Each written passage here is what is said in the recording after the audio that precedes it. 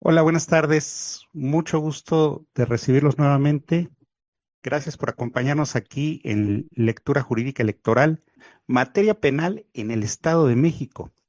Nuestra ponencia, nuestra plática se intitula El Derecho Penal en el Estado de México y tenemos a verdaderos profesionistas muy formados en la materia penal, donde pues ustedes podrán distinguir con toda claridad cómo quienes están compitiendo realmente cumplan los requisitos para ser o jueces o magistrados. Ahora continuaremos con Nuria Andrómeda Pérez Anaya. Ella es licenciada y maestra en Derecho por la FES Aragón de la Universidad Nacional Autónoma de México, recientemente egresada del programa de doctorado en la misma entidad. En su trayectoria profesional ha sido consultora y asesora jurídica, abogada postulante en diferentes ramas del derecho como penal, civil, familiar y animal. En el Servicio Público y Procuración de Justicia ha sido agente del Ministerio Público de la Fiscalía General de Justicia del Estado de México y agente del Ministerio Público de la Federación en la Fiscalía Especializada de Amparo. Como actividad social y altruista, ha sido abogada animalista en materia penal y representante jurídica de la Asociación Civil NITIN México, y actualmente es candidata para ocupar el cargo de jueza de control en materia penal en el Distrito Judicial de Texcoco, en la boleta naranja, especialidad penal, el número 14. Su tema es la prisión preventiva, un enfoque garantista. Adelante, por favor. Muchísimas gracias, gracias por estas pláticas que son muy nutritivas. Gracias también por mencionar que soy candidata a juez de control. Antes que se me olvide, voten por mí este 1 de junio en la boleta naranja número 14, por favor. Y bueno, pues algo rescatable de la reforma judicial es esto, que los jueces ya no son o quieren que dejen de ser tan técnicos, que no sean visibilizados. Entonces, en aras de ello, creo que el lenguaje que ocuparemos aquí pues es muy bajo al técnico porque es un foro abierto. Entonces, bueno, hago esa aclaración para que después no digan, no, quizás no menciona tantas palabras como lo haríamos en un juzgado. Aquí es una charla entre amigos. Entonces, ¿qué es la prisión preventiva oficiosa? Perdón, la prisión preventiva en general. La prisión preventiva es una medida cautelar. Una medida cautelar, en estricto sentido, si lo decimos en palabras más coloquiales, es un castigo por medio del cual yo, Estado, voy a dar un ejemplo a la sociedad por si comete ciertos delitos. Yo veo a la prisión preventiva en México con todas estas reformas a partir del 2008, pues como una visión más de derecho penal del enemigo, más que preventivo, porque cada vez estamos sumando más y más delitos. La prisión preventiva en México, desde el 2008 que entró a nuestro código procesal y hasta la última reforma del año pasado, pues cada vez se han ido aumentando más y más delitos, lo cual rompe con la esencia del sistema acusatorio penal que tenemos. Porque recordemos que desde 2008, Pacto San José, Costa Rica, se hacen una sinfín de cambios sustantivos en nuestros códigos. ¿Para qué? Para que nuestro sistema sea garantista, para que se presuma la inocencia y no así la culpabilidad. No sé si algunos han visto, bueno, se recuerda, ¿no? El famoso cortometraje y video y demás de presunto culpable. Esto ahora pues se supone que tendríamos que ser presuntos inocentes, pero que creen que no es así. La verdad es que la labor de los jueces, si bien es cierto, siempre está la interpretación, el control difuso, control de convencionalidad, ayuda. Sin embargo, todas estas reformas hacen que la tarea del juez pues sea un poquito más complicada y las partes también. ¿Por qué? Porque Fiscalía, ¿qué tiene que hacer la Fiscalía General de la República? Justificar. Ahorita con las dos condenas de la Corte Interamericana de Derechos Humanos hacia México, Carso García Rodríguez y Sonsbacle Tecpile, ¿qué pasa? Nos obliga al Estado mexicano, en teoría porque no ha cumplido, a que armonizar nuestra normatividad a lo que condenó la Corte. Esto es que no exista arraigo de naturaleza preprocesal y principalmente que desaparezca la prisión preventiva oficiosa. Recordemos, la prisión preventiva, pues desafortunadamente es un mal necesario, pero tiene ciertas características de aplicación. Sin embargo, la oficiosa es por la cual la Corte Interamericana y a plano internacional estamos siendo muy mal vistos, porque Existe un catálogo en el artículo 19 constitucional en relación con el 167 del Código Nacional, en donde vienen muchísimos delitos por medio de los cuales, sin importar si hay arraigo, si hay una proporcionalidad, si hay una idoneidad, si hay una objetividad del fin de dicha medida cautelar, en automático te vas a prisión preventiva oficiosa.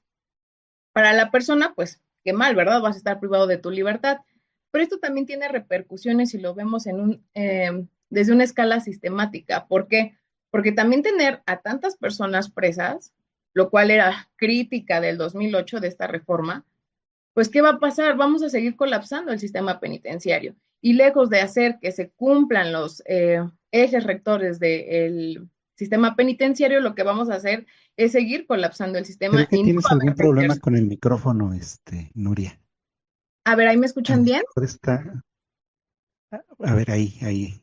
¿Ahí? ¿Perfecto? ¿Sí me escuchan? Gracias. Entonces les decía, lejos de seguir queriendo que este sistema funcione con este tipo de reformas, estamos haciendo que colapse. Ahora, no estamos tomando en consideración que nosotros tenemos ya digo, a partir del caso Radilla Pacheco, reforma de 2011, también tenemos otra serie de tesis, tenemos jurisprudencia. Aquí donde nosotros estamos, Estado de México, que es región centro-norte, ya tenemos una jurisprudencia, la cual nos dice, en caso de prisión preventiva oficiosa, pues lo que puedes hacer es que sea restitutiva y que esté en libertad, que ordena que en 48 horas se haga la revisión de medida cautelar y veamos si se cumple con la idoneidad y el fin de dicha medida. Algo que a mí me gusta mucho y a mis alumnos cuando he dado clase les hablo es del test de proporcionalidad, que ahorita creo que es lo más importante en tema de prisión preventiva oficiosa, porque tanto como fiscalía, tanto como defensa y también nosotros como, bueno, yo ya, futura jueza, ya me vi, necesitamos tener muy, muy estudiado el test de proporcionalidad. Consta de 4 grados. Este test de proporcionalidad es un límite al jus puniendi, un límite al poder sancionador del Estado. ¿Por qué? Porque tiene 4 grados. Es estricto en análisis. La primera es que tenga un fin legítimo, es decir, que esta medida, en específico la prisión preventiva oficiosa, esté encaminada a proteger derechos de terceros o del orden público. Ese es el paso 1. Paso 2, la idoneidad, que la medida contribuya de alguna forma para lograr tu propósito o el propósito que busca el legislador, en este caso la protección del bien jurídico que tutela el delito. La tercera grada, la necesidad, que se demuestre que no existe otro medio, que no existe un arraigo, que existe a lo mejor peligro de sustracción, peligro de obstaculizar la investigación, que exista peligro fundado para la víctima, los testigos, la comunidad, etcétera. Existe esta necesidad, ¿vale? Y una proporcionalidad en sentido estricto. Si pasa estas 4 gradas, es un test muy estricto de las metodologías utilizadas. Si pasa estas 4, entonces sí te voy a aplicar la prisión preventiva oficiosa. Aquí es donde ponen más riguroso y creo que es una metodología que nos puede salvar respecto a cómo nos ve en planos internacionales después de estas 2 condenas, ¿no? De la Corte Internacional. ¿Por qué lo llamé esta ponencia garantista? Porque hay que recordar que antes de la reforma del 2008 hablábamos de reglas, el legalismo. A mí no me gusta. Y creo que lo que debemos hacer en forma de progresividad y no de regresividad de derechos humanos es ver un enfoque garantista, padre del garantismo Luigi Ferrajoli, en donde él nos dice, cambiemos reglas por principios, dejemos el legalismo y vámonos al garantismo. Garantismo, ¿por qué? No está bien que pensamos que todos son culpables, no, todos son inocentes hasta que existan datos, medios o pruebas que en su conjunto sean suficientes para determinar que sí hubo una culpabilidad, que sí hubo una participación. Creo que como jueces, como operadores del sistema e impartidores de justicia es lo que tenemos que velar. ¿Velar por qué? Porque las personas no sean vistas como presuntos culpables, sino como presuntos inocentes. Que la fiscalía haga su trabajo, que la fiscalía demuestre que en efecto Juan Pérez cometió el X delito. Que me presenten datos medios y que en su momento sean desahogadas las pruebas que realmente indiquen eso. Ahora, respecto y continuando con el tema de la prisión, si bien es cierto, es un mal necesario, como ya se los he indicado, también creo que deben de tener límites. ¿Por qué? Porque no es lo mismo que a lo mejor, y aquí algo que mencionaba la compañera respecto a las audiencias, en este caso de control de detención, cuando se habla sobre la medida cautelar, desde el control de detención ya nos hablan un dictamen que lo hace en el Estado de México, CEMECA, el Centro de Medidas Cautelares. ¿Para qué? Para justificar el nivel de riesgo. Ojo, también aquí yo he visto que muchos se van con esa idea de ya lo que diga CEMECA es la ley, no, ya es lo que va a determinar, no, no, no, no, es un dato meramente orientador. En juicio, bueno, perdón, en audiencia es cuando se tiene que demostrar si realmente esta persona tiene a lo mejor riesgo de sustracción, que no tenga a lo mejor un asiento familiar, etcétera. Entonces, bueno, la prisión preventiva en México debe de cumplir una serie de requisitos que son los que ya he mencionado, pero también les comentaba que nosotros en el Estado de México estamos bajo un criterio, es el 40-20-23 para región centro-norte, en el cual nos dice que se debe de conceder en cuestión de amparo la suspensión con efectos restitutorios de tutela anticipada. Esto es que si tú fuiste privado de tu libertad, te impusieron prisión preventiva oficiosa, estás en el Estado de México, en Nuevo León, en Sonora, en Coahuila, Zacatecas, Nayarit, Durango, Aguascalientes, me faltan ahí como unos 6 estados más que pertenecen al criterio centro-norte, entonces tienes derecho, interpones tu amparo y te van a dar en 48 horas una audiencia de revisión de medida cautelar. También es factible y creo que pues muchos de los postulantes que nos están viendo ya lo hacen, que es una audiencia de revisión de medida cautelar. Sin embargo, no se acredita ante los jueces de control que hayan variado objetivamente la condición de la persona respecto a lo que le fue impuesta la medida cautelar. Entonces, hay que ser aquí un poquito técnicos en cuestión de la defensa, porque cuando llegan con los jueces dicen, es que no me cambiaron la medida cautelar. Si no demuestran también las partes que han variado las condiciones, pues esto es un engranaje. Esto es, muchos y que han estado privados de su libertad lo ven como muy complicado, sin embargo, yo les comentaba a mis alumnos, es muy sencillo, cada operador del sistema tiene su propia función y si el Ministerio Público no acredita, pues bueno, defensa tiene que hacerlo ver. Si defensa se equivocó, pues el Ministerio Público tiene que decir esto es así. Y el juez tiene que tener una visión tripartita, una visión garante de los derechos, si bien es cierto, de la persona que está siendo investigada o imputada en su caso del delito, pero también de la víctima, pero también del ofendido, pero también del orden social. Entonces, creo que esto es un ejercicio muy, muy padre y lo novedoso de esta reforma judicial para que los ciudadanos estén más cercanos a los que van a ser operadores del sistema y que entiendan que no nada más es que el juez lo dejó en prisión, es que no salió porque el juez dijo que no. Aquí no se trata de echar culpas, pero sí se trata que los ciudadanos entendamos que existen ciertas funciones, que existen ciertas etapas, que existen cuestiones que no lo vamos a cambiar y que no significa que existan jueces corruptos, que no significa que también haya fiscalías corruptas. Simple y sencillamente nos tenemos que basar en datos objetivos. Ahora bien, por último, también quiero comentarles que tenemos tesis, tenemos jurisprudencia, sin embargo, todavía no se ha resuelto por nuestra Suprema Corte de Justicia de la Nación qué va a pasar, porque si bien les mencionaba bueno, en el Estado de México vamos a tener una suspensión con efectos restitutorios de tutela anticipada respecto a prisión preventiva oficiosa, también es cierto que tenemos otro criterio que se contrapone, que es el centro-sur. El criterio centro-sur que abarca Ciudad de México únicamente en cuanto a materia civil y de trabajo. Tenemos a Jalisco, tenemos a Puebla, Veracruz, Morelos, Guerrero, Campeche, Colima. He visto que algunos abogados dicen, dividan el país, abajo es centro-sur y otro es centro-norte. No es cierto. Tenemos un acuerdo, el acuerdo 67/22, el cual, porque están mezclados los estados.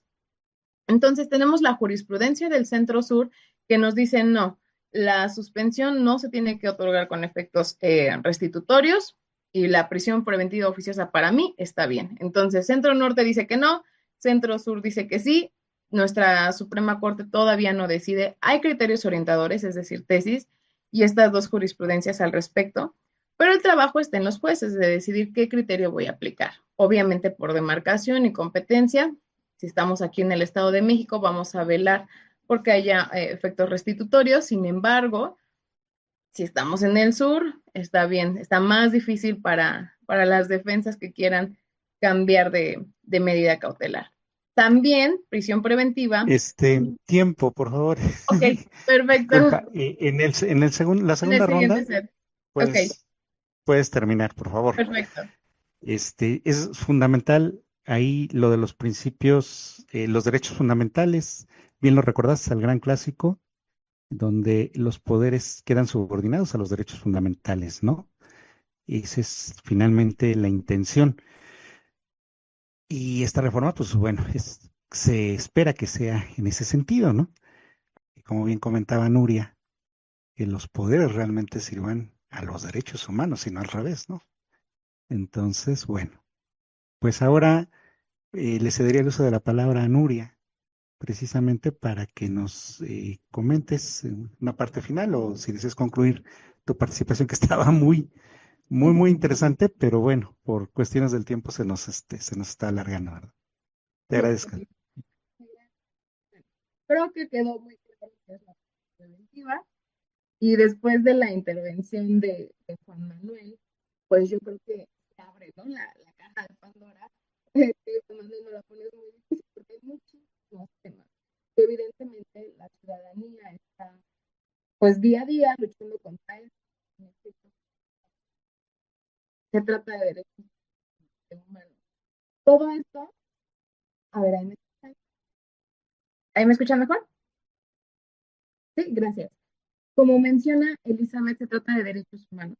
Se trata de personas en un sistema derivado pues, de la comisión de delitos, pero quiero que quede claro que es complicado el hecho de ponderar derechos tanto de víctimas como de los imputados.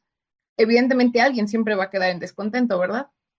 Lo que mencionaba Juan Manuel, pues viene de la presunción de inocencia, de frases que ha repetido Ulpiano, Maimónides y Blackstone, que decían, es mejor absolver a un culpable que un inocente sea condenado, ¿no?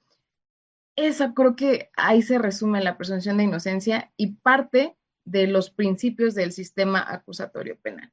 Son muchísimos temas, definitivamente, que aquí no vamos a terminar de resolver. Sin embargo, pues qué padre, y repito lo que hace un momento dije, es lo bueno de esta reforma, que nos vean a los que vamos a estar como operadores, primeramente, espero que sí, voten este 1 de junio, para que vean que el trabajo no es sencillo, que hay que estar muy preparados, que hay que tener una gran visión y para que no pase lo que mencionó Juan Manuel, ¿no? Ahora, bueno, el tema del procedimiento abreviado y demás, pues son terminaciones anticipadas, pero desafortunadamente el sistema a veces, como él lo mencionó, para gente que no tiene recursos, pues es más fácil, ¿no?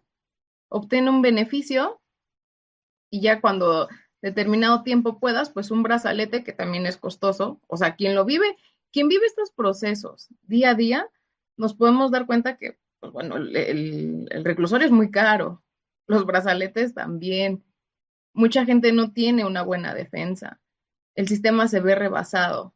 Entonces, nuestro trabajo es que esto vaya cambiando, que la gente también esté más informada, porque muchas veces, pues, no voy a hablar mal de nadie, ¿verdad? Pero muchas veces la falta de información hacen que se sigan violando más derechos, ¿no?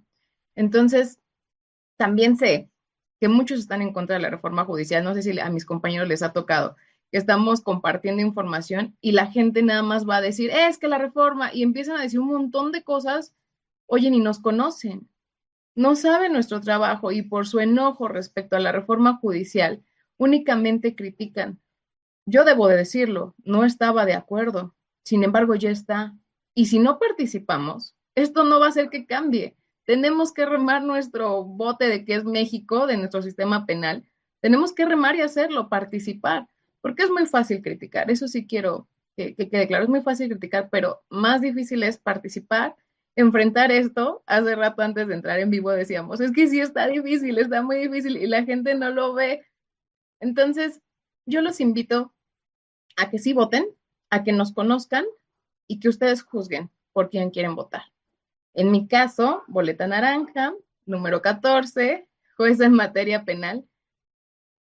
Hay que hacer que esto funcione. Es lo único que podemos tener, una actitud positiva, propositiva y hacer que esto funcione. Muchísimas gracias. Claro que sí va a funcionar, van a ver. Yo creo que esta reforma pues plantea muchos retos, pero finalmente como dicen por ahí algunos teóricos, el derecho es orgánico y se adapta a lo que la sociedad misma va reconociendo, ¿no?